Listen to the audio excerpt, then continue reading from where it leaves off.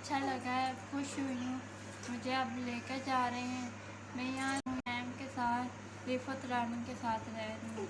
ये बहुत अच्छे लोग हैं, बहुत इन्होंने मेरा ख्याल रखा है पूरा 1 साल। मुझे हर कुछ खाने को, पीने को, लाने को, कपड़ा, जूता, हर चीज़ मिलती है। अपनी बेटियों से भी बढ़ के इन्होंने मुझे खुश रखा है, किसी चीज़ की कमी नहीं होनी थी।